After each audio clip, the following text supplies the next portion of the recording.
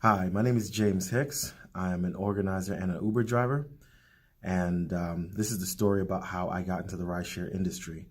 So my wife and I, we moved here about 4 years ago from New York to California with not much except for maybe some money in our bank accounts, but no jobs.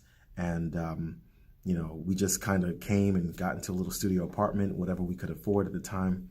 And uh, when I finally got a job, it wasn't paying the money that I thought that I should be making, and the money that we had saved up was actually running pretty low. I say all that to say that we were actually close to facing eviction, which is something that never happened to me in my life. So my wife began to panic, and she called me at my then job, and she told me that we needed $1,300, or else we were going to have to find another place to live. And there was no other opportunity that I knew of to get money immediately because my pay time at the time was going to be about a week or so away, and we needed it within 2 or 3 days or whatever. So I had gotten into my car, I signed up for Uber and Lyft, and I drove. That's how I got started in the rideshare industry. And I drove for about a week straight, and I made the $1,300. I think we were only a couple days late on the rent, but it got paid. And I drove so hard that I had actually forgot to quit my job. And things were good.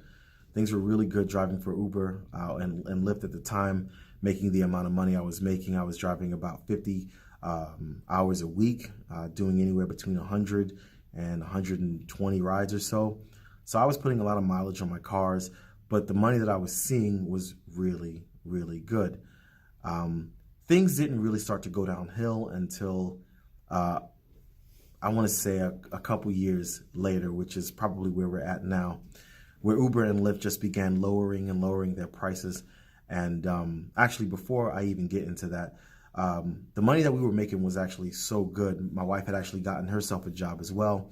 And so we moved from the studio apartment, and we actually upgraded our apartment to a 2-bedroom, 2-story townhouse, which at the time was only $1,900, and we could afford that easily with me bringing in $1,200 a week and her bringing in close to $2,000 every 2 weeks. It was easy for us to do.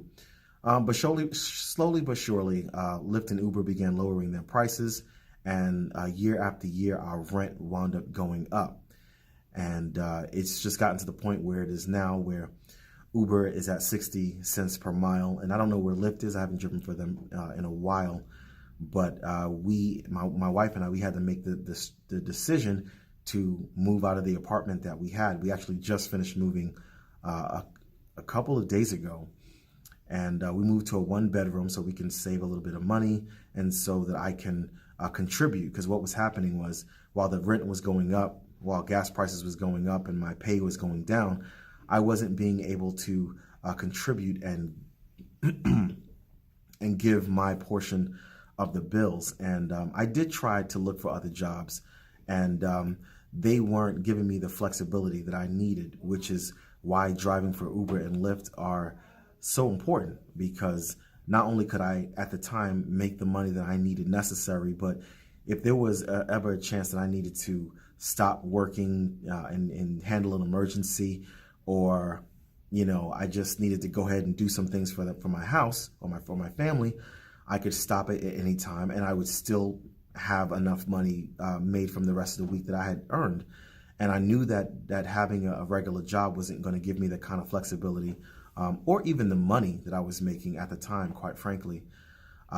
So my wife and I, we just finished moving to a different location, but the kicker is our rent at the old place had ballooned to $2,300, and the rent at the place that we're at now is $1,900, and it's a 1-bedroom. So the 2-bedroom where the rent was 3 years ago is now what that 1-bedroom is now. So it's really just kind of rough how rent has continued to go up and how our wages has continually gone down. And it's driving for Uber and Lyft is just really hard right now.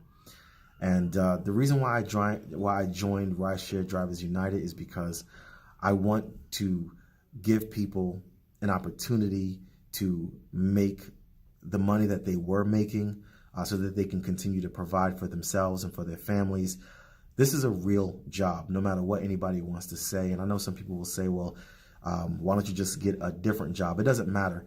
Somebody's going to wind up doing this job, and this job is going to affect everyone, whether they're educated or whether they're not educated. People are going to find themselves in gig work or rideshare work, and we need to make sure that for future generations, that when people are driving for these companies, that they're not being exploited and that they're not being taken advantage of like current Uber and Lyft drivers are right now. So that's why I got involved with Rideshare Drivers United. So if you're interested in helping out, if you're interested in being a member of a new organization, of a new community of drivers who are uniting, then make sure that you go to drivers-united.org.